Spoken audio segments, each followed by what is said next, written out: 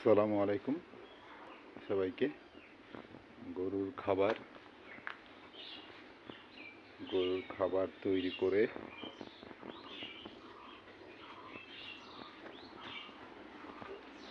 গরুদের খেতে দেওয়া হয়েছে।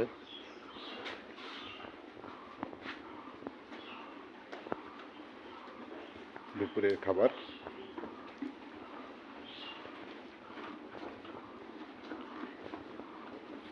আমাদের এটা তৈরি করা খাবার। মাশাল্লাহ, গরু ভালো খায় এটা। সাইলেজ দিয়ে, ঘাস দিয়ে অনেক কিছুর মিশ্রণে তৈরি করা হয়। আলহামদুলিল্লাহ, খুবই ভালো শরীরের জন্য ওদের।